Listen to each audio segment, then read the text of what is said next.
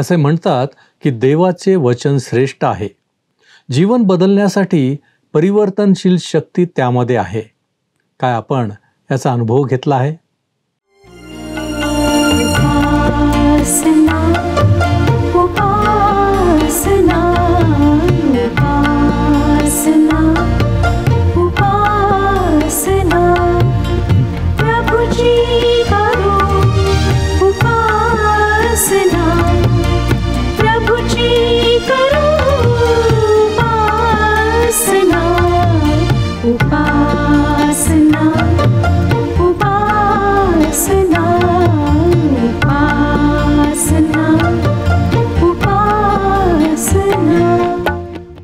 सर्व सृष्टीचा निर्माण करता परमेश्वर याच्या नावाला मान, महिमा आणि गौरव सदा सर्व काळ असो. उपासना कार्यक्रमामध्ये आपले स्वागत आहे. प्रियांनो, जगाची रीतच आहे की भौतिक संपत्तीच्या द्वारे एखाद्याच्या श्रीमंतीचे मूल्यमापन केले जाते. स्थावर मालमत्ता किती आहे यावरही ते अवलंबून असते. म्हणूनच भौतिक संपत्तीला जगिक दृष्टिकोनातून मोठे स्थान आहे.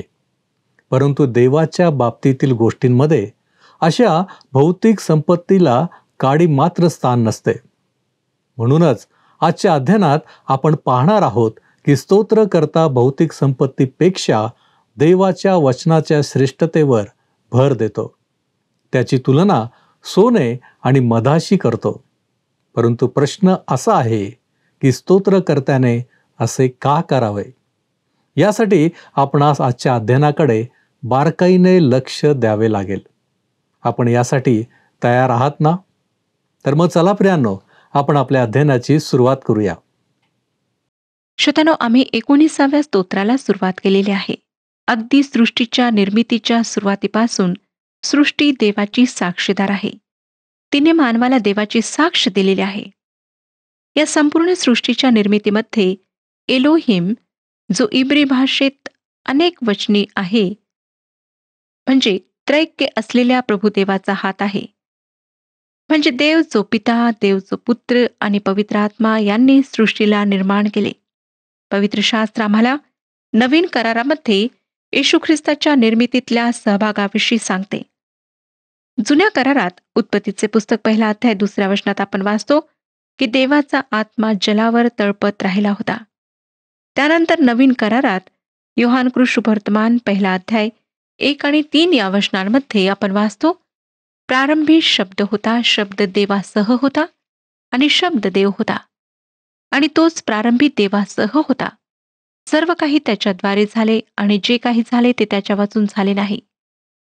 तो येशू ख्रिस्त आहे.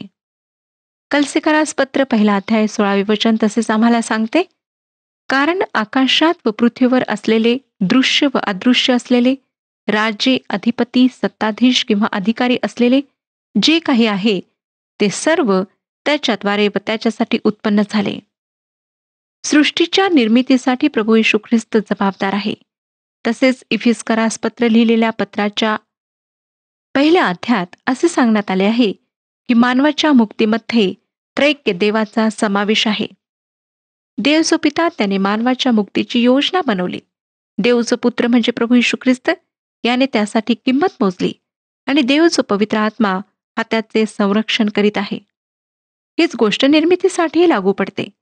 देव जो पिता त्याने सृष्टीच्या निर्मितीची योजना बनवली. देव जो पुत्र त्याने ती प्रत्यक्षात आणली आणि सृष्टीचे त्याने तारण घडून आणले आणि देव जो पवित्र आत्मा तो या सृष्टीत संचार करीत आहे. एखाद्या डोंगराच्या माथ्यावर जाऊन किंवा एखाद्या उंच इमारतीच्या छतावर जाऊन सूर्योदय पाहणे खरोखर आनंददायक असते. महाबळेश्वर या निसर्गरम्य ठिकाणी आलेले पर्यटक तेथला नयनरम्य सूर्योदय पाहायला अगदी पहाटेच उठून एका विशिष्ट स्थळी जातात. कारण ती अरुणोदयाची लाली, ती सोनेरी कोवळी किरणे, धुक्याने आच्छादलेले डोंगरांचे माथे, हळूहळू सूर्याच्या प्रकाशात न्हाऊन निघणारी सृष्टी, हे सर्व पाहण्यात एक आगळाच आनंद आहे.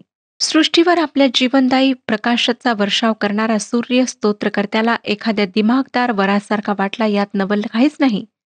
आणि या देखण्या वराकडे पाहताना जो स्वतःच्या वधूला म्हणजे विश्वासणाऱ्यांच्या मंडळीला आपल्याजवळ नेण्यासाठी पुन्हा येणार आहे, त्या दैदिप्यमान वराची आम्हाला साहजिकच आठवण येते. तो तर नीतिमत्वाचा सूर्य आहे. तो आमचा प्रिय प्रभू येशू ख्रिस्त आहे. खरेच 19व्या स्तोत्रामध्ये सृष्टीचे सुंदर वर्णन तर आहेच, परंतु त्या सौंदर्यशाली सृष्टीमध्ये प्रगट होणारे निर्मात्याचे सामर्थ्य व देवत्वही या स्तोत्रात आम्हाला पाहायला मिळते. प्रभू येशू ख्रिस्त सकाळचा तेजस्वी तारा आहे. सकाळचा तेजस्वी तारा नेहमी सूर्योदयापूर्वी दिसतो. किती विलक्षण चित्र ह्या निर्मितीत आम्हाला पाहायला मिळते. आता आपण 19व्या स्तोत्राची 7 ते 11 ही वचने वाचूया. परमेश्वराचे नियमशास्त्र परिपूर्ण आहे. ते मनाचे पुनरुज्जीवन करीते. परमेश्वराचा निर्बंध विश्वसनीय आहे. तो भोळ्यास समंजस करीतो. परमेश्वराचे विधी सरळ आहेत. ते हृदयाला आनंदित करीतात. परमेश्वराची आज्ञा चोख आहे. ती नेत्रांना प्रकाश देते. परमेश्वराचे भय शुद्ध आहे. ते सर्व काळ टिकणारे आहे. परमेश्वराचे निर्णय सत्य आहेत. ते सर्व थैव्य न्याय आहेत. ते सोन्यापेक्षा 52 कशी सोन्याच्या राशीपेक्षा इष्ट आहेत. ते मधापेक्षा, मोहळातून पाझरणाऱ्या मधापेक्षा गोड आहेत. शिवाय त्यांच्यापासून तुझ्या सेवकाला बोध होतो. ते पाळिल्याने मोठी फलप्राप्ती होते. श्रोत्यांनो, परमेश्वराच्या नियमशास्त्राविषयी या ठिकाणी काय म्हटले आहे ते लक्षात घ्या. परमेश्वराचे नियमशास्त्र पूर्ण आहे. ही गोष्ट सत्य आहे. नियमशास्त्र पूर्ण असल्यामुळे त्याद्वारे आमचे तारण होत नाही, कारण आम्ही पूर्ण नाही. नियमशास्त्राच्या दर्जाप्रत आम्ही पोहोचू शकत नाही, परंतु त्यामुळे नियमशास्त्रात काही कमतरता आहे असे नाही. प्रेषित पौलाने देवाच्या कृपेवर भर दिला आणि तो नियमशास्त्राविषयी काय म्हणतो ते आपण रोमकरास पत्र 7 अध्याय 12 ते 14 या वचनांमध्ये वाचूया. रोमकरास पत्र 7 अध्याय 12 ते 14 वचने. तरी पण नियमशास्त्र पवित्र आहे आणि आज्ञा पवित्र, यथा न्याय व उत्तम आहेत. तर मग जे उत्तम ते मला मरण असे झाले काय? कधीच नाही. पाप ते पापच दिसावे म्हणून जे उत्तम त्याच्या योगे ते माझ्या ठाई मरण घडविणारे असे झाले. आज्ञेच्या योगे पाप पराकाष्ठाचे पापिष्ट व्हावे म्हणून असे झाले. श्रोत्यानो, देवाच्या नियमशास्त्रामध्ये चुकीचे काहीच नाही, परंतु आमच्यामध्ये मुळातच काहीतरी बिघडलेले असल्यामुळे ते आमच्यासाठी मृत्यूदंडाची शिक्षा ठोठावते. आम्ही पापी आहोत हे सांगण्यासाठी आम्हाला नियमशास्त्र देण्यात आले. ते पूर्ण आहे, अचूक आहे. पुढे स्तोत्रकर्ता म्हणतो, परमेश्वराचा निर्बंध विश्वसनीय आहे. तो भोळ्यास समंजस करतो. परमेश्वराने आम्हाला न्यायाच्या दिवसाविषयी ज्या सूचना दिल्या आहेत त्या सत्य आहेत, विश्वसनीय आहेत. त्या बदलणार नाहीत. न्यायाचा दिवस नक्की येत आहे आणि देवाची आज्ञा आम्हाला तसे सांगते. यानंतर स्तोत्रकर्त्याने म्हटले, परमेश्वराचे विधी सरळ आहेत. काही लोक म्हणतात, मला देवाच्या आज्ञांपैकी काही आज्ञा आवडत नाहीत. परंतु श्रोत्यांनो, त्यांना ते आवडो अगर ना आवडो, ते योग्य आहेत. जर एखादी व्यक्ती म्हणाली, मला गुरुत्वाकर्षणाचा नियम मान्य नाही, तो मला आवडत नाही, आणि ती एका उंच इमारतीच्या शेवटच्या मजल्यावरच्या छतावर गेली आणि तिने म्हटले, माझा गुरुत्वाकर्षणावर विश्वास नाही असे म्हणून तिने उडी मारली, तर काय होईल? त्या नियमावर त्या व्यक्तीचा विश्वास नाही म्हणून तो नियम रद्द होईल काय? नाही. परमेश्वराचे विधी असेच आहेत. ते सरळ आहेत, पण ते न स्वीकारता वाकड्या मार्गाने जाणाऱ्यांसाठी अडखळच बनणार.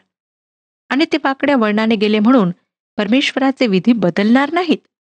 जसा गुरुत्वाकर्षणाचा नियम प्रत्येकाला लागू पडतो, तसे देवाचे नियम प्रत्येक मानवाला लागू पडतात.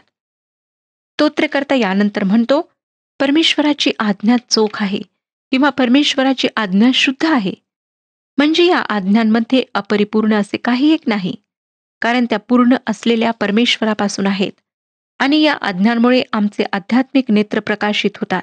आमचे आध्यात्मिक अज्ञान दूर पळते.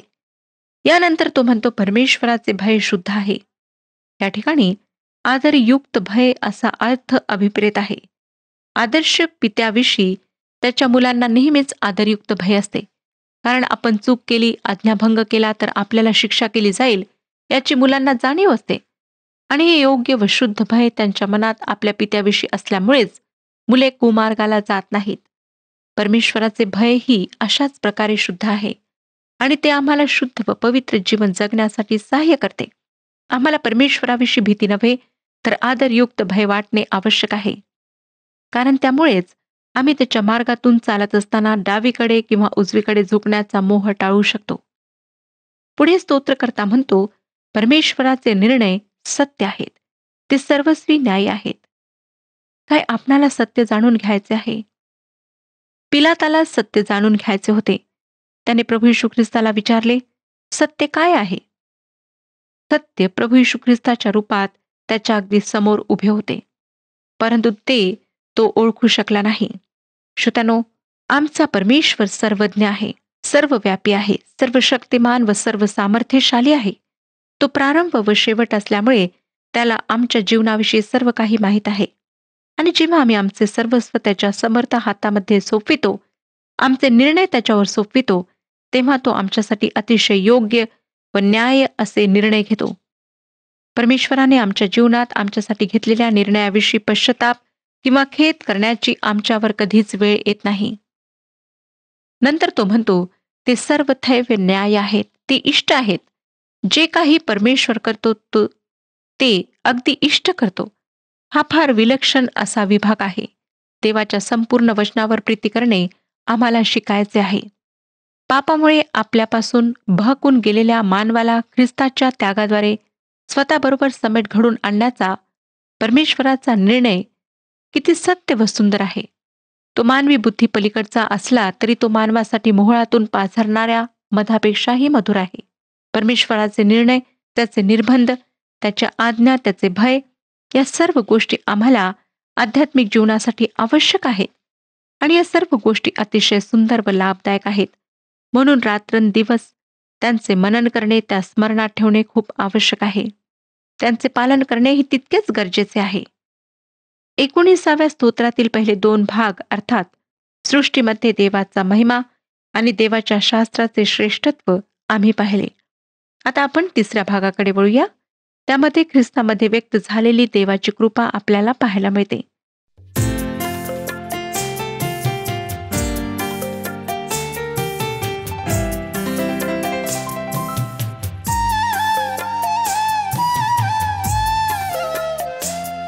तू साज माझ्या जीवाचा आहेस गीत मनाचा.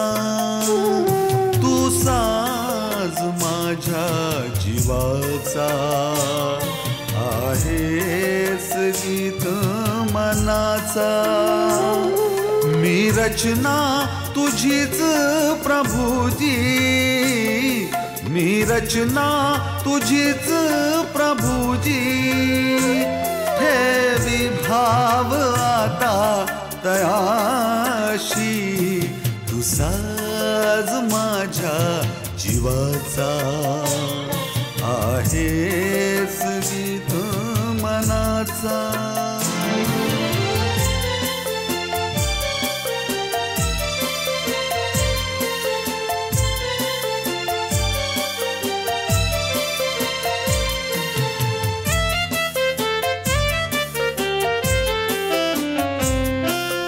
येशूची प्रीती वर्णीती त्रिभुवनात वानीती.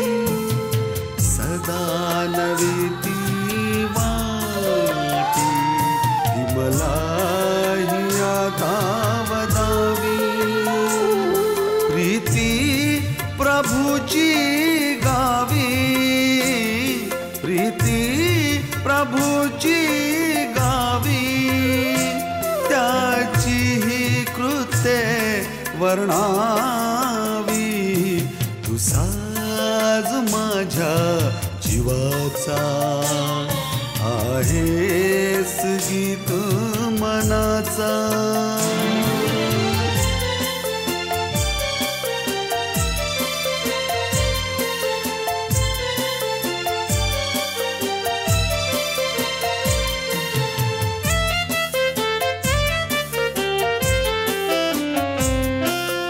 जगिया दुःखे घेरी, विश्वास भावे हारी. पहिली ही शांती लोपी, प्रीती वदावी, प्रीती प्रभूची गावी, प्रीती प्रभूची गावी, त्याची ही कृत्ये वर्णावी. तू साज माझ्या जीवाचा आहेस गीत. 19 स्तोत्र 12 ते 14 वचने वाचूया. स्वतःच्या चुका कोणाला दिसतात? गुप्त दोषांपासून मला मुक्त कर. तसेच धिटाईने केलेल्या पातकांपासून आपल्या सेवकाला आवर. त्यांची सत्ता माझ्यावर न चालो, म्हणजे मी पूर्ण होईन आणि महापातकापासून अलिप्त राहीन. हे परमेश्वरा, माझ्या दुर्गा, माझ्या उद्धारका, माझ्या तोंडचे शब्द व माझ्या मनचे विचार तुला मान्य असोत. ही गोष्ट खरी आहे श्रोतांनो, की कोणालाही स्वतःच्या चुका समजत नाहीत. कारण स्वतःच्या चुकांचे समर्थन प्रत्येकजण करतो. आपले कृत्य किंवा विचार हे चुकीचे आहेत असे कोणाला मान्य करायची इच्छा होत नाही, तर ती कृत्ये व विचार किती योग्य आहेत हे पटविण्याचा प्रत्येकजण प्रयत्न करतो. परंतु स्तोत्रकर्ता देवाला म्हणत आहे की मला माझ्या चुका समजत नाहीत, पण तू मला त्या दाखवून दे. तू मला गुप्त दोषांपासून शुद्ध कर. आणि बऱ्याचदा समजत असूनही धिटाईनेही आपण पाप करतो, हेही स्तोत्रकर्त्याने मान्य केले आहे. येशू ख्रिस्त हा तारणारा आहे. त्याच्याच पवित्र व निर्दोष रक्तामुळे आमची पापे धुतल्या जातात. त्याच्यामध्येच आम्हाला देवाबरोबर समेट करता येतो असे समजत असूनही जी व्यक्ती जाणून बुजून ख्रिस्ताचा अव्हेर करीत असेल तर ते धिटाईने केलेले पातकच आहे. आणि अर्थातच अशा जाणून बुजून केलेल्या धिटाईने केलेल्या पापाची शिक्षा तर राखूनच ठेवण्यात आली आहे. श्रोत्यानो, तुम्ही कित्येकदा उपदेशकांना, देवाच्या सेवकांना उपदेश करण्यापूर्वी ही प्रार्थना करताना ऐकले असेल. हे परमेश्वरा, माझ्या दुर्गा, माझ्या उद्धारका, माझ्या तोंडचे शब्द व माझ्या मनचे विचार तुला मान्य असावेत. किती सुंदर प्रार्थना आहे ही. या प्रार्थनेमध्ये दाविदाने आपल्या ओठांचे शब्द आणि मनातले विचारही देवाच्या हाती सोपवून दिले आहेत. त्यांच्यावरही देवाचे नियंत्रण असावे अशी इच्छा करणारे दाविदाचे समर्पण खरोखर कौतुकास्पद आहे.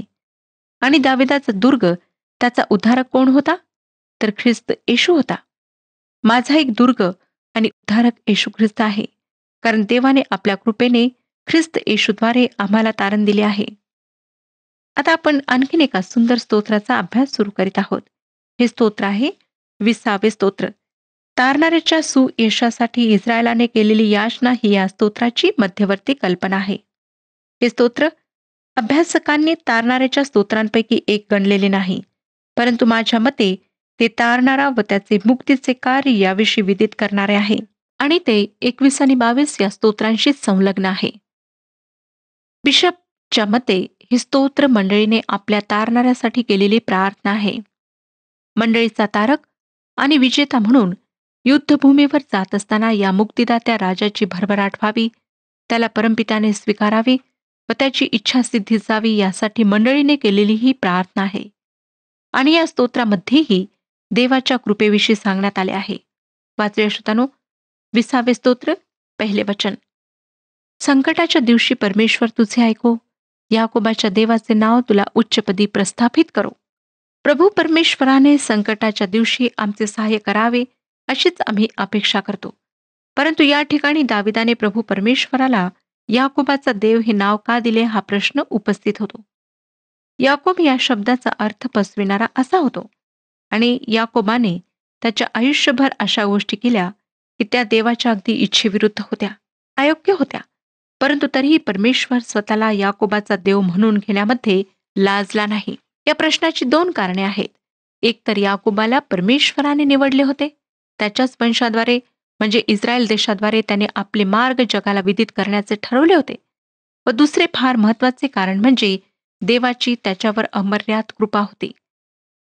याकोबामध्ये असे काही सद्गुण नव्हते की त्यामुळे देवाने त्याच्यावर प्रीती करावी, पण त्याची कृपा याकोबावर होती ही गोष्ट निश्चित आहे.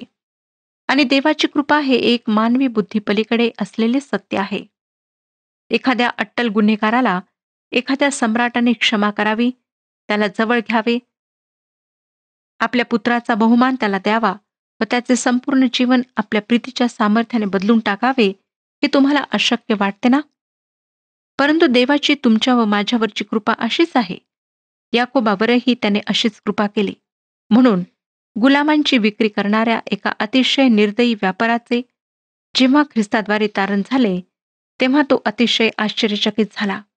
आपल्यासारख्या क्रूर अपराध्यावरही देवाने दया करावी याचे त्याला आयुष्यभर नवल वाटले व त्याने देवाची स्तुती करणारे, त्याच्या कृपेबद्दल नवल व्यक्त करणारे एक सुंदर गीत लिहिले. आता या कृपाळू देवाजवळ दावीद काय मागत आहे ते आपण पाहूया. 20 स्तोत्र 2 आणि 3 वचन. पवित्र स्थानातून तो तुला सहाय्य पाठवो, सियोनेतून तो तुला आधार देव.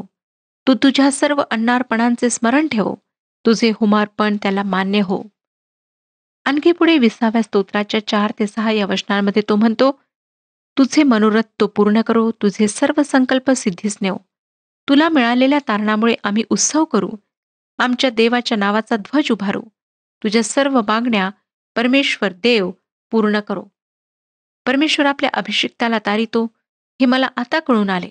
तो आपल्या उजव्या हाताच्या उद्धारक प्रतापाची कृत्ये करून आपल्या पवित्र स्वर्गातून त्याचे ऐकेल. प्रभू येशू ख्रिस्ताने या पृथ्वीवर असताना त्याचे सर्वस्व, त्याचे शरीर देवाला अर्पण केले. त्याने आमच्यासाठी केवळ प्रार्थना व अश्रूच फक्त अर्पण केले नाहीत. परमेश्वराने येशू ख्रिस्ताची ही सर्व अर्पणे स्वीकारली.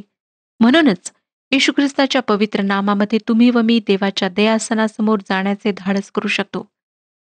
प्रभू परमेश्वराने येशू ख्रिस्ताला मृतांमधून उठवले, मृत्युंजय केले आणि त्याच्या त्या मृत्यूवरच्या विजयावर विश्वास ठेवणाऱ्यांना त्याने सार्वकालिक जीवन हे वतन दिले. प्रभू परमेश्वराने जेव्हा येशू ख्रिस्ताने या पृथ्वीवर असताना प्रार्थना केल्या, त्या प्रार्थना स्वीकारल्या, त्यांची उत्तरे दिली आणि येशू ख्रिस्ताने त्याचे आभार मानून म्हटले, हे पित्या, तू माझे ऐकले आहेस म्हणून मी तुझे आभार मानतो आणि मला माहीत आहे की तू नेहमीच माझे ऐकतोस. येशू ख्रिस्त ही एकच अशी व्यक्ती आहे श्रोत्यानो, की ज्याचे प्रभू परमेश्वर नेहमीच ऐकत आला आहे, ज्याच्या प्रार्थनेची उत्तरे त्याने नेहमीच दिली आहेत. आता 7 ते 9 वचने आपण वाचूया. कोणी रथाची व कोणी घोड्यांची बढाई मारितात, आम्ही तर आमचा देव परमेश्वर ह्याच्या नावाची प्रशंसा करू. ते वाकून खाली पडले आहेत, आम्ही तर उठून ताट उभे आहो. हे परमेश्वरा तारण कर, आम्ही धावा करीतो तेव्हा राजाने आमचे ऐकावे. श्रोत्यानो, मला वाटतं या ठिकाणी क्षणभर थांबून आपण जरा आत्मपरीक्षण करूया. इस्रायलाकरिता परमेश्वर राजा आहे. आज आमच्याकरिता तो तारणार आहे आणि आम्ही येशू ख्रिस्ताच्या नावात प्रार्थना करतो. दावीद म्हणतो, कोणी रथांची कोणी घोड्यांची प्रशंसा मिरवितात, आम्ही तर आमचा देव परमेश्वर याच्या नामाची प्रशंसा करू. दावीद स्वतःची इतर राजांबरोबर तुलना करीत आहे आणि राजांचे गौरव व सामर्थ्य त्याच्या सैन्यात, त्यांच्या रथ आणि घोडे यांच्यात असते. त्यावरूनच त्यांचे बल ठरवले जाते. दावीद मात्र त्यामध्ये आनंद करीत नाही, त्याची प्रशंसा करीत नाही. तो एक शूर योद्धा असूनही स्वतःच्या बाहुबळाची तो प्रशंसा करीत नाही, तर परमेश्वराची प्रशंसा करीत आहे. कारण त्याला ठाऊक आहे की शेवटी सर्व गोष्टींवर नियंत्रण ठेवणारा, विजय मिळवून देणारा किंवा शत्रूच्या हाती सोपविणारा परमेश्वरच आहे आणि त्याच्या बाजूने आपण असलो तर आपले कार्य नेहमीच सिद्धीस जाईल. श्रोत्यानो, आज आपण कोणावर भरोसा ठेवता? विचार करा आणि स्वतःच ह्या प्रश्नाचे उत्तर द्या. आता आपण 21व्या अध्यायाकडे वळत आहोत. 21व्या स्तोत्रामध्ये येशू ख्रिस्ताच्या स्वर्गरोहणाविषयी विदित केलेले आहे. जुन्या कराराची खासदांच्या भाषेतली प्रत, टारगुम व तालमूड या दोन्ही प्रतींवरून असे लक्षात येते की इस्रायली लोकांच्या मते या स्तोत्रात संबोधलेला राजा म्हणजे तारणारा ख्रिस्तच आहे. तसेच आजही काही मंडळ्या आपल्या वर्षभराच्या उपासनेसाठी जे पंचांग वापरतात, त्यामध्ये या स्तोत्राचा उपयोग काही खास दिवसांसाठी नेमण्यात आलेला आहे आणि त्यापैकी एक महत्त्वाचा दिवस जो पाळला जातो तो येशूच्या स्वर्गरोहणाचा दिवस होय. ज्या दिवशी प्रभू येशू ख्रिस्त आपल्या गौरवामध्ये परत आला व पित्याच्या उजवीकडे महायाजक म्हणून विराजमान झाला, त्या दिवसाच्या स्मरणार्थ हा दिवस पाळला जातो. मला वाटतं जसे आम्ही नाताळ, पुनरुत्थानाचा सण आणि 50व्या दिवसाचा सण पाळतो, तसेच आम्ही हा येशूच्या स्वर्गरोहणाचा सणही पाळायला हवा, कारण हा खरोखर महत्त्वाचा दिवस आहे. हे स्तोत्र आम्हाला येशूच्या स्वर्गरोहणाविषयी काही मनन चिंतन करण्यास संधी देत आहे. आज या स्तोत्राच्या निमित्ताने आम्ही येशूला स्वर्गीय राजा व त्याला अव्हेरणाऱ्यांवर येणारा न्याय याविषयी चिंतन करणार आहोत. या स्तोत्राचा उपयोग मंदिरातल्या उपासनेसाठी करण्यात येत असे. हे दाविदाचे स्तोत्र आहे, ज्यात येशू ख्रिस्ताच्या ह्या पृथ्वीवर स्थापित होणाऱ्या राज्याविषयी सांगितलेले आहे. 21 स्तोत्र पहिले वचन वाचूया. स्तोत्रसंहिता 21 अध्याय पहिले वचन. हे परमेश्वरा, तुझ्या सामर्थ्यामुळे राजा हर्ष करीतो. तू सिद्ध केलेल्या तारणामुळे त्याला केवढा उल्हास होतो. श्रोत्यांनो, या ठिकाणी जरी दावीद राजा स्वतःच्या वैयक्तिक अनुभवांविषयी बोलत आहे, तरी त्याचा प्राथमिक संदर्भ प्रभू येशू ख्रिस्ताशी आहे. 2 आणि 3 वचनात तो म्हणतो, त्याचा मनोरथ तू पूर्ण केला आहे, त्याच्या तोंडचे मागणे तू अमान्य केले नाही. कल्याणदायी वरदाने घेऊन तू त्याला सामोरा येतोस. तू त्याच्या मस्तकी शुद्ध सुवर्णाचा मुकुट घालितोस.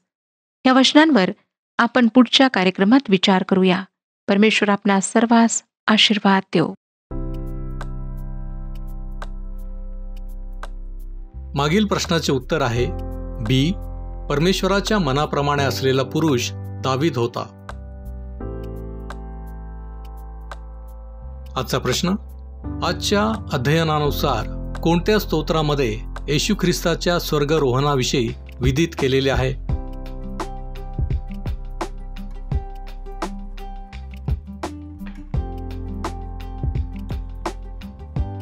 प्रियांनो, या प्रश्नाचे उत्तर उद्या सकाळी 6 वाजण्याच्या आधी पर्याय ए, बी, सी किंवा डी लिहून आपले नाव, पत्ता आणि ठिकाण यासोबत मोबाईल नंबर 7021474742 वर SMS किंवा व्हॉट्सअप करा.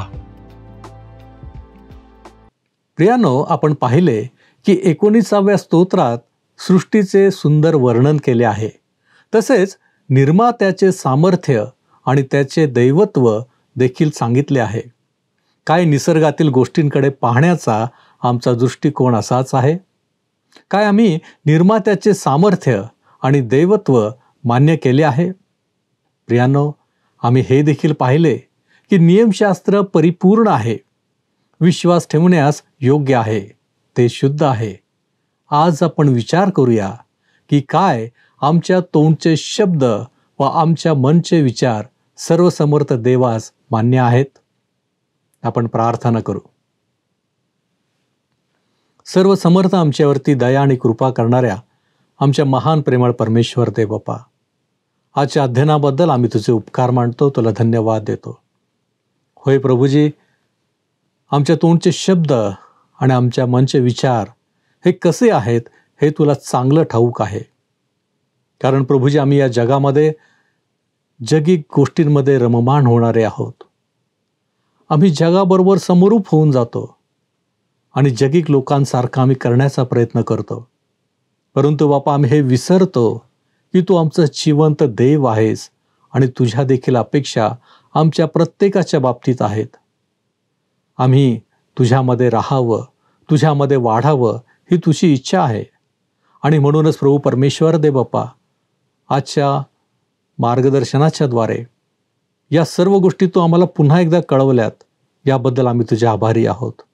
होय प्रभूजी, या मार्गदर्शनाप्रमाणे जगण्यासाठी, वागण्यासाठी तू आम्हाला सहाय्य कर. येशू ख्रिस्त आमचा प्रभू याच्याद्वारे मागतो म्हणून तू ऐक. आमेन. आपला प्रभू व तारणारा येशू ख्रिस्त याच्या कृपेत व ज्ञानात वाढत जा. प्रभू तुम्हासह असो.